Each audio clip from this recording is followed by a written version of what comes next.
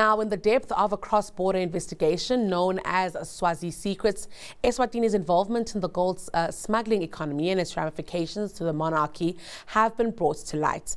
The intricate web of secrecy surrounding the nation has prompted many questions, among them the role of the broader regional dynamics of illicit financial flows and the challenges in transnational crime. Joining us to unpack the investigation in detail is Louise Margolin, who's Deputy Editor-in-Chief at Africa Business Jeune Afrique. Louise, an absolute pleasure and a good afternoon to you. Thank you for having me. Louise, I must ask you, I think firstly, just when we speak about the Swazi secrets and the leaks here, how did we get to this investigation? Where was the information leaked from that has allowed us to make it all public? Sure. So the Swazi Secrets, it's an investigation that is based on a leak that was gathered from the Eswatini Financial Intelligence Unit. The leak and the data was collected by Distributed Denial of Secrets, which is a non-profit organization that is devoted to publishing and archiving leaks. But then this organization shared it with the ICIJ, the International Consortium of Investigative Journalists, and the ICIJ coordinated a team of a bit more than 35 journalists all across the world, from South Africa to the UK, US, but also Zambia, to investigate on those leaks.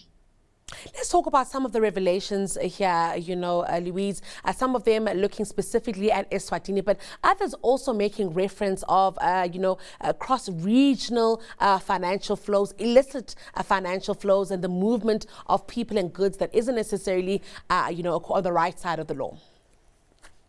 Sure. So first, one thing that is important to say is that the Eswatini Financial Intelligence Unit does report and makes report and analyzes financial flows going in Eswatini, but also going through Eswatini, especially with its Southern African business partners. And this intelligence unit makes report which suspect illicit flows and money laundering, for example, but they are not always proofs of wrongdoing. But clearly, yes, it's not only Eswatini. It's, for example, one of the major people that is mentioned in the leak is Edgar Lungu, which is the former president of Zambia. And he was suspected by the Zambian Financial Intelligence Unit, which asked for help from the Eswatini one. He was suspected to have accumulated money in maybe corrupt ways and then to have reinvested that in Eswatini. And you also have a lot of financial flows going to or from South Africa to Eswatini. There are large banks from South Africa that are mentioned in the leak. So yes, clearly it's coming from all of the region.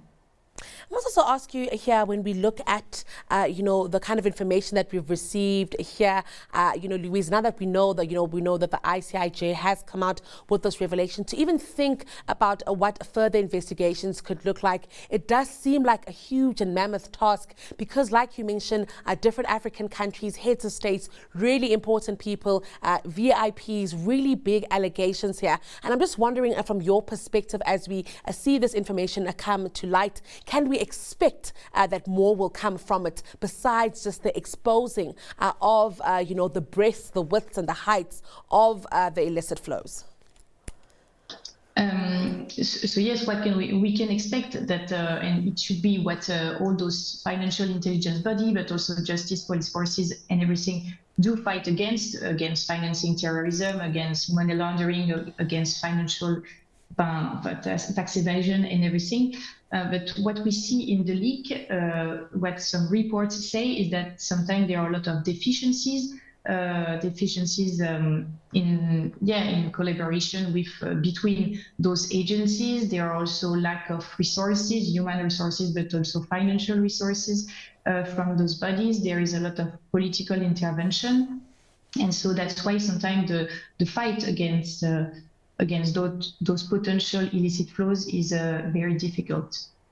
I also want to speak to you here about, the fact that Swaziland is what we call a monarchical democracy here, and if that at all has also allowed, the structure of government, the structure of way things work. They allowed or enabled some of, the damning things that we hear coming out of the leaks.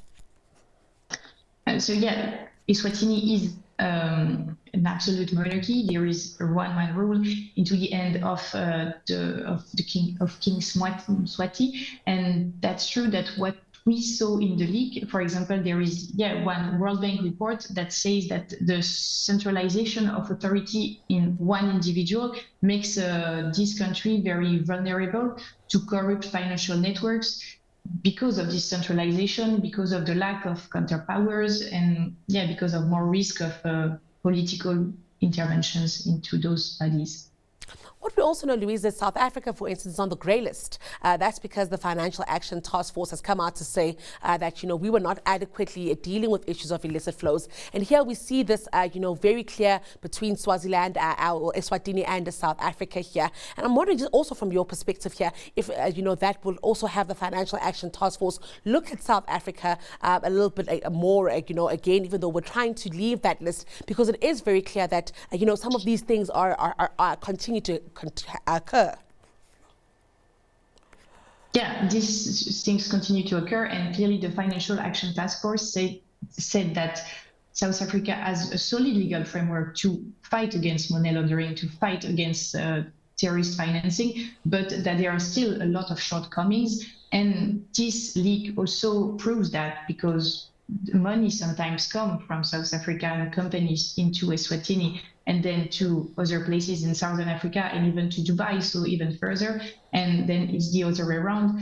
So yes, it's the responsibility in this leak of Eswatini, but also of South Africa and other countries to combat and to fight against those flows. And we hope that it's going to continue to happen.